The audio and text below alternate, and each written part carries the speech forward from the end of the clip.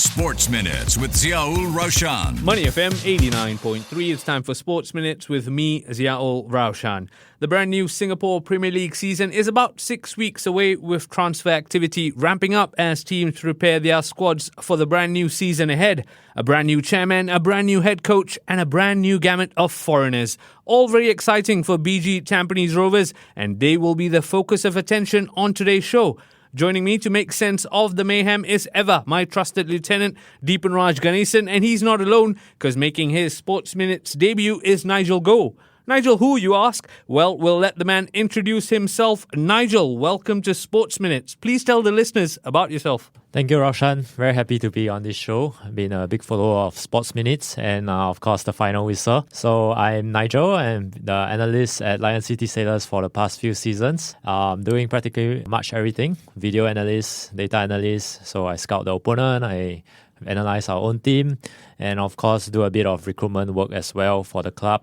And now I'd like to contribute my data and video analysis skills to look at some of the players that the other clubs have signed. Absolutely. If you're listening in, I hope you're getting excited, because that's right. Today's Sports Minutes will have a tactical twist to it. And that's something Deepan and I have been pushing to do, because while the storylines and transfer rumours are all great, football is very much a game won and lost by fine margins on the pitch. And where best to start than now, Deepan? Yeah, I think for all of the personalities, the storylines that occur in the Singapore Premier League, I think it's quite important to also dive beyond that. We just to talk about the tactical side of it. I think far too often we rely on European leagues, the big leagues, to sort of get our tactical appetite sorted. But I think in the Singapore Premier League, increasingly we are seeing a lot more variety in play, a lot more tactical decisions that really win the game. So we want to dive into that for a long time. And I think now with some added help, I think we can do just that. Yeah, absolutely. I like the turn of phrase, tactical appetite. We're trying to quench that tactical appetite on this episode. Speaking of things that we are seeing a lot of, ITKs is something we are seeing a lot of in recent weeks and months, I guess. But that's all good, because the conversation about Singapore football deserves more voices. Coming to the OG ITK, though, Deepan, can you set it up for us and tell us what to expect in terms of regulations for the Singapore Premier League season ahead? Yeah, so I think things are still pretty fluid. I think things can change, but the latest I'm hearing is that we are set to increase the foreigner quota. I think last season we saw 6, and I think there were rules about under 21 players and AFC players. I think that's going to go out the window in a sense. I think it's going to be an open quota.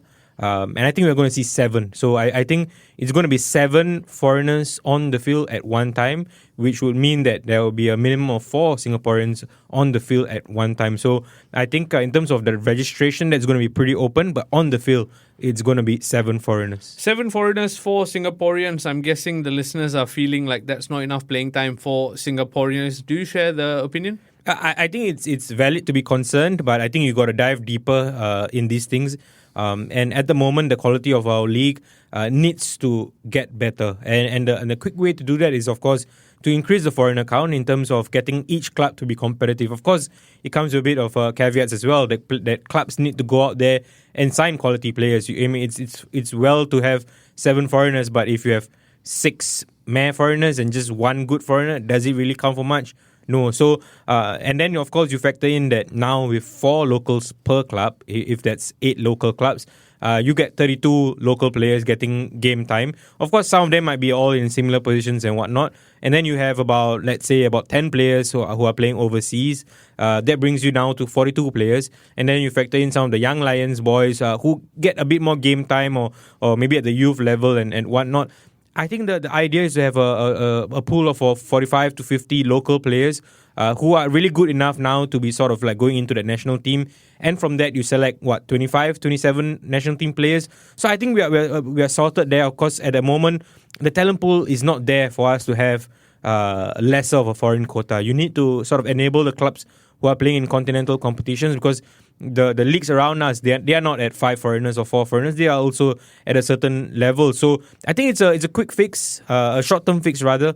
It's something that we have to do to increase competition and quality of the Singapore Premier League while waiting for the youth pipelines and youth development structures to bring better local players going forward. That's why we call you Le Professor, breaking down the numbers for us. Nigel, Deepan touched on having to sign quality foreigners, not just foreigners for the sake of it. And I guess that's where you come into this conversation, because a big part of your job is identifying why a certain foreigner will fit a certain team. Talk to me about how much homework goes into signing a player.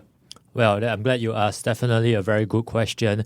And I would say definitely a lot of homework has to be done to getting the right man for your team. So definitely in today's age of Moneyball, you see teams like Brighton and Brentford overperforming the money that they spend in the English Premier League. So it's about how much homework you want to do. You can do a lot of homework and to cover all your bases, not just looking at data, not just looking at video. You can even look social media on X and you look at the player's lifestyle. You can see a lot of things to try to figure out and minimize your risk, we would like to say, to make sure you get the right player.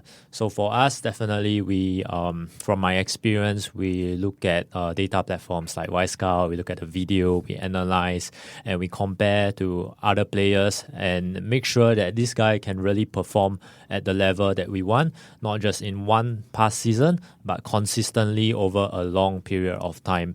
And of course, look at whether he can translate that into the unique ecosystem of the Singapore football that we are talking about. So I would say there's a lot of homework, and it's not as easy as just calling up an agent and ask him to recommend you a few players and just bringing any player from Europe. Definitely, we always think that Europe is a higher level. More often than not, yes, but you still need to do your homework to avoid flops, I would say. Absolutely. It's not every day I get an analyst on Sports Minute. So I want to ask you something. What's the timeline from a coach or a club saying we're going to sign X player to it arrives in your inbox? I'm guessing, do me some groundwork on said player, right? What's the timeline we're looking at? I would say when the player arrives in my inbox, the timeline, I have to look at the player almost immediately. And it can take, within a few hours or few minutes, I can already see a picture, get an idea of the level that the player is capable of playing at. With data and statistics and the internet nowadays is very efficient and very convenient, because we, as you see in a transfer window, we don't have too much time. Maybe a transfer window is 2 months or something, but 2 months you have to do the registration of the players and everything. So as quickly as possible, we have to identify whether this is the right player, whether he can perform at the right level, and if he's not, we got to move on quickly to other targets, because we are not the only clubs looking at the player. Yeah, that's what makes transfer season as exciting. Speaking of inboxes, I dropped a name into Nigel's inbox. He'll be taking a deep dive into one of BG Tampines Rovers signings. But before that, Deepan, coming to you, set the scene for me. Who have BG Tampines Rovers brought in? Yeah, I think they have moved quite early in the transfer market. I think settled most, if not all, of their signings pretty early. I think they started by announcing Koya Kazama, who seems to be an attacking midfielder. I think maybe in the Singapore Premier League we might see him play a bit deeper than he is used to. Comes from a very good level, from the J-League level in terms of the second division. I think he arrives from, and of course sticking to the Japanese footballers. I'll touch a bit more on I think why they've signed Japanese footballers, but Seiga Shumi seems to be one of their bigger signings this season, because he arrives straight from J-League, the first tier. Hasn't played a game there yet, but he comes with pedigree in terms of where or which club he's from. I think the latest signing they have announced is Hide Higashikawa. He comes from the J3 level. So you've got J1, J2 and J3 sorted. I think on the offset, they look like very good signings. We've seen before, Japanese university players can come and thrive in our league. Another example is the fact that Tomoyuki Doi, the all-conquering Tomoyuki Doi, found it hard to get J3 or even J2 opportunities. So it shows you the competitive level in Japan, and if you can get the right players, the right profiles in, it could be masterstroke for your club. And I think that's what Tampines are trying to do here. And we saw, I wrote about the change of chairmanship at Tampines Rovers. And I think the new chairman has good contacts in Japan and clearly he's used it to get a few players in. What was most interesting for me in terms of the new signings is, of course, Trent Buhagiar, only because I've watched him play and I've not watched the others play. So for the others, I can only go off like clips and stuff that I've seen online. But with Trent Buhagiar, I've watched him in games. So to me, he's quite an explosive player in terms of his pace, the ability to run in behind. What does concern me though is his injury history, and you know that in Singapore there's this unique part about playing in the SPL where you play on artificial grounds. I believe also another of their signings, Koya Kazama, the attacking midfielder I talked about, also has some injury issues. So it's not a given when you sign players, even off clips. You know, they've got to adapt to Singapore, adapt to the playing surface. Can they play week in, week out on that kind of surface? It's all going to be a question mark. But with Trent Buhagiar, he did have two very serious injuries, one of them being an ACL injury. The other one, if I remember correctly, is a ductal injury. So these are all going to be things to think about, in terms of how they adapt. But with Trent, I think one thing he does is the ability to play in a variety of positions, which I'm sure Nigel will expand on. But on the offset, very interesting signings. You throw in the fact that Jacob Mahler is now there. I am looking forward to it. I know that quite early on, before all these departures were announced officially, I did say to Tampines Rovers fans via tweet, keep calm. Like I think they're going to be fine. And some of them, as the news trickled out in terms of Gavin leaving, Nakamura leaving, and Kunori leaving, people were questioning me. Did you know about all these departures before you tweeted? Of course, I've told you. I've known it for a while, but I always thought that Tampines will be fine because of who were coming in. But there's never a given, Raushan. I think that's something we have to enforce here, that we can sort of tell people, okay, this is what a player is good at. We can show people what the player is good at. But when it comes down to it, it's all about adaptation. Even for Trent himself, we've seen players who have done relatively well in the A-League come into the Singapore Premier League and struggle. We've seen Sailors, sign a few A-League players, and some of them haven't gone the way that they wanted to. So let's see how it pans out. But we just want to give people an insight into what to expect when the players come in. Absolutely. Insight is exactly what we are going to deliver, because next we're going to talk Trent, talk tactics. For that, I'm coming to Nigel. Nigel, introduce Trent Buhagiar for me in terms of the player, the position, as well as what fans can expect. Yes, Trent, definitely exciting signing for Tampines, coming from European background and also, like Deepan say, in the A-League background, something we are quite familiar with from the ACL2 campaign of Sailors. So Trent, I would say he's predominantly a right winger. He's right-footed. He has a lot of pace. I saw someone mention he's a pace merchant. He can run. He has speed, playing on the right wing, but as Deepan mentioned, also very versatile. He can play on the left, cutting in as an inverted winger. He can play as a second striker, or attacking midfielder, or even a number 9. I've seen him. So that versatility, I think, will be important and contribute a lot to Tampines' gameplay. I would say he has a lot of experience playing in A-League, and he did okay in the A-League. Well, he played for Sydney. That's a familiar team for our Singapore Premier League fans. And did reasonably well at that level. But I would say after that level, he joined Newcastle, he went to Brescia in Serie B, and then he ended up in the Azerbaijan League as of last season.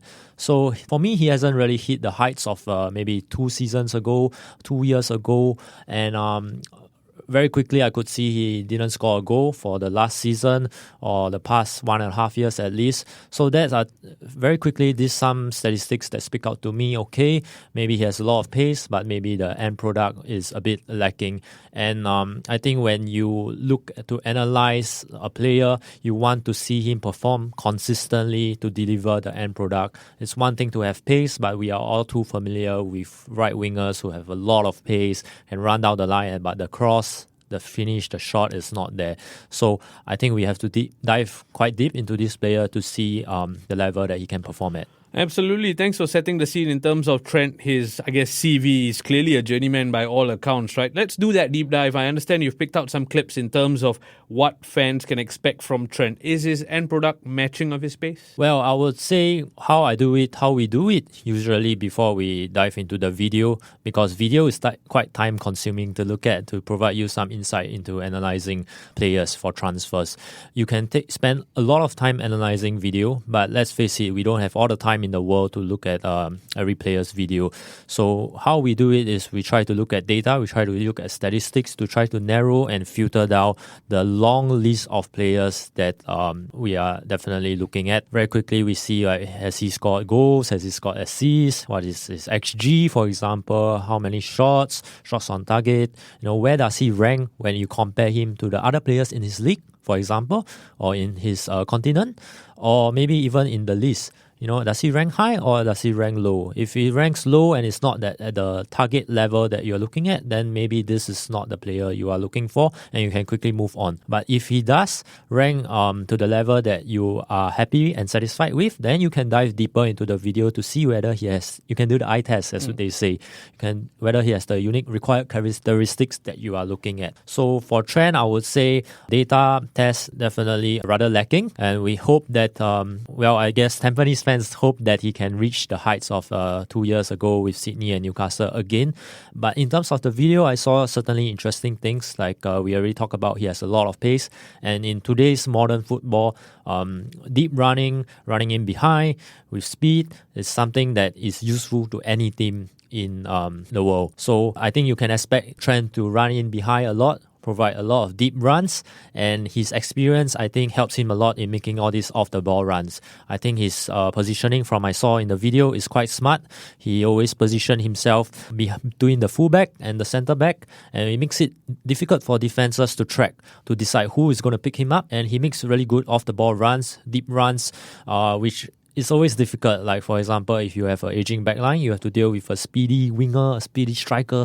It's going to make things difficult because you have to run in behind all the time. So I think that's what he offers to Tampines coming in, his experience, his runs. But as Deepan mentioned, many new signings, new coach, new management perhaps. They will have to do a lot of finishing and preseason training to work out the patterns of play, patterns of finishing, so that they can all gel together. And I would say that is never an easy task to do. Absolutely. Akbar Nawas probably has his inbox full in terms of in terms of what he has to get done. Deepan, I want you to have the final word on this conversation in terms of BG Tampines Rovers. You say that fans should be optimistic because the noises being made by the transfers as well as the chairman flexing his J-League muscle, I guess, right? But in terms of Akbar Nawas, when he comes in, what sort of a philosophy is he going to instill in this club? And how difficult is it going to be to erase the Gavin Ball philosophy, or is he going to build on that? Yeah, which is why I think it was a smart appointment, because I don't think you need to erase Gavin Ball. It's almost about continuing it and sort of tweaking it to the way he wants it to. So the way Akbar Nawas's teams play is quite similar to Gavin Ball anyway, in terms of wanting to keep possession, in terms of a slower build-up. So I think that's where things will change, where they might be a bit more direct than what Gavin's teams were being used to. In that aspect, I don't think it's a big worry.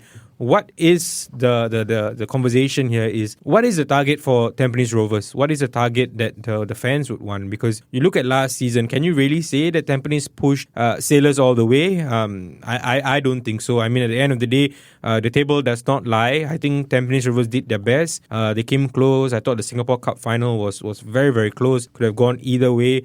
So in terms of being competitive, yes, Tampines Rovers are already competitive, but you look at the league and the fact that they finished a few points behind, that's something that they have to build on, perhaps running Sailors closer. But given the resources that the Sailors have, the expectations that are that Sailors should win the title, and they will win the title. But it's really about, what is your expectation as a Tampines fan? How close do you think it should be? And that's where the consensus should be. It's not about how different will Tampines be or whatnot. It's really about being competitive, and I think that's a given for Tampines with the signings and the continuity that they have, especially in the back line. We've talked plenty about the Stags. It'd be amiss of me to have a sailor in the studio and not ask him this. How busy have you been this off-season in terms of doing some scouting for Badri and Renko? Well, I'll say the Sailors, we are always busy, right, looking at players.